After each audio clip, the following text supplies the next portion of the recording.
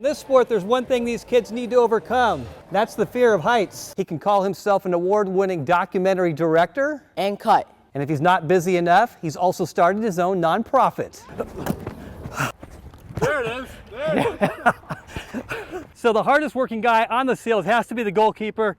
Question is, did you work hard with me throwing it at you? Oh yeah, absolutely. Of course. Awesome. With the Seals. I think I'm good. You good? I'm awful, yeah. The excitement is building as San Diego FC will host St. Louis on Saturday night. Yesterday, the players are back on the field. Padres continue Cactus League play today against the Athletics. Yesterday, they were on the road against the Chicago White Sox. So why were the teams here in La Mesa so good back in 1957? Well, of course, they had good players, but they also had great family support. Chris had to make was going from a baseball swing to an over-the-line swing. At Bay Point Prep, they're pretty new to the sport of archery. However, 10 kids have qualified for the Western Nationals. So Ace is a love for fighting. He throws big blows, as you can see. Next week, he's hoping to throw big blows and win at the Junior Olympics. You know, San Diego Animal Sanctuary and Farm was really hit hard by inflation, especially when it comes to feeding the animals. Now, one thing the Comets do really well, they know how to put the ball in the basket. And they're averaging an awesome 86 points a game. This is what the track looks like at Mission Bay High School. However, for freshman sprinter Chris Adamson, this is what the track looks like to him. You can't really see it. Chris was born visually impaired and says by the age of 9, he lost total vision. I didn't really take it that badly because I never really had good vision. Always a big sports fan, when he got to Mission Bay High School, he wanted to participate and says running track was an easy choice. You know, it's not a contact sport or anything. You're just running. So why not just give it a go and see what happens with it? And, you know, turned out really loving it. I've asked what was his reasoning to do it, just to participate, but for him actually to really do well and really to, try hard and train hard. He trains as hard as the other kids do, and, there's no difference. He runs all the workouts the other kids do. Now he runs the 100 and 200 meters, but how does he do it? Well, he does it with his guide, David Cervantes. The two are linked together with a yellow tether. Just pretty much tells him where he would lie on the track. And where do I lie also. He's supposed to tell me to go right or left or which direction I'm supposed to go and when I'm supposed to start and stop. Now the key to Chris's success, of course, is this tether right here, but maybe more importantly is trust. Good communication. So having his trust is crucial. I kind of knew how he likes to run and I like to run, and then we were like, okay, well, in 9th grade, we can really do this. Now, Chris has set a couple of personal goals, but even more so than running a fast time, he wants to encourage other blind athletes. I'm trying to encourage more people that are blind and visually impaired to run track because it is not that hard. Right, 5 right. Line it back up, line it back up. Marina Chess has a passion for football. Keep running. She happens to be a die-hard Chicago Bears fan, and it's a love for the game that comes from her dad.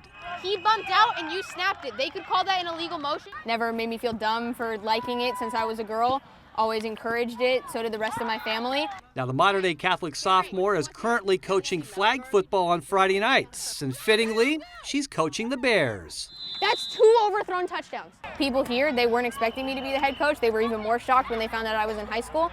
It's just about kind of, I guess, owning up to the fact that you're different. And even though it probably shouldn't have worked that a 16-year-old was teaching a bunch of 13, 14, 15-year-olds, it did. Marina's area of expertise is coaching offense. Go, Asher, to the corner! Up the corner, Asher, let's go! And with the Bears, she's drawn up the plays, she calls the plays. Go 6 center, let's go. It's an enjoyment she compares to mathematics and problem solving. It's all the routes. 1 yard can make a difference. It's all about manipulation of where the players are and how we use their athletic ability to the fullest. Now, Marina also serves as a student intern coach for the football team at Modern Day Catholic. And that experience she hopes will guide her to a path and maybe one day working in the NFL. Currently, the dream is to be a coach. I don't know if that's at the college level, at the NFL level, where that is. Another thing that greatly interests me is possibly becoming a general manager. Unfortunately, on this night, the Bears suffered a late loss to the Giants in the final minutes. So now it's time for Marina and her team to regroup and get ready for next Friday. We got to focus up during practice and we'll be fine. Steve Smith, ABC 10 News. and they're fighters, and this is what you need to do today. We're so blessed to just see that. To see fighters like Nate the Great, Dangerous Dawn, and Twitchy Woman, just to name a few. We offer 2 classes a day here, and we see miracles happening. You see, these fighters at Rocksteady Boxing all have one thing in common. They're fighters, they fight for their life. It's Parkinson, it's progression. It's gonna bring some difficulties of movement. That's where boxing comes in. It's a very difficult sport, actually. It's very, very difficult, and it's engage both sides of your brain at the same time. Parkinson, it's a movement disorder, so boxing brings them to move from different angles, and it's that fluidity that it's so good for them. It's a little crazy for me. I'm not used to hitting things, for one thing. It's just really hard. I mean, you really have to concentrate on what you're doing. Louder! One! Good job! Trainer Marilyn Rosa Kuhlman is working with 96 fighters, all with different stages of Parkinson's.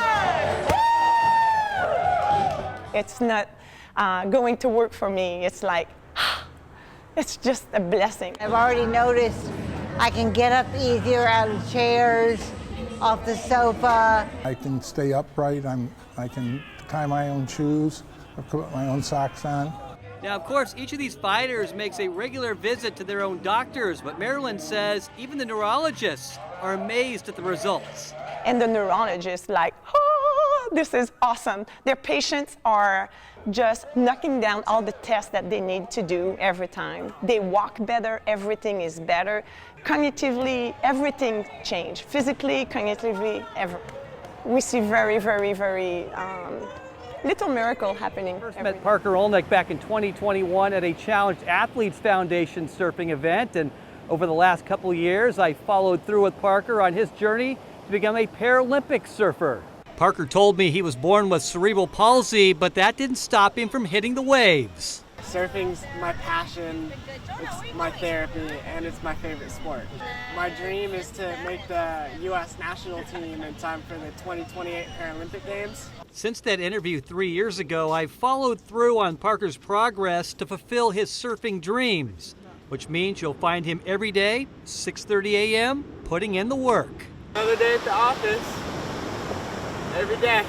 All those voices that are telling me, oh, it's too early, or oh, you're too sore, or you're too tired, those all kind of shut off as soon as I hit the water. And those early mornings are definitely paying off. As he pursues his dream, he's had the chance to surf all over the world. I won the Japan Open for the 2nd time in a row, so that was a pretty big accomplishment for me.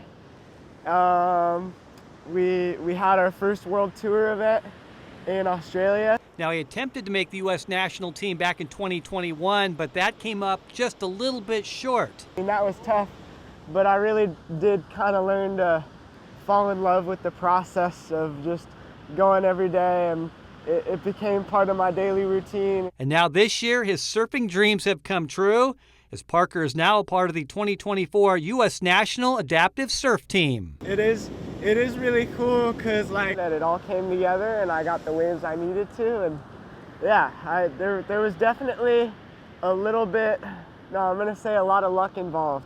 At Mission Beach, Steve Smith, ABC 10 News.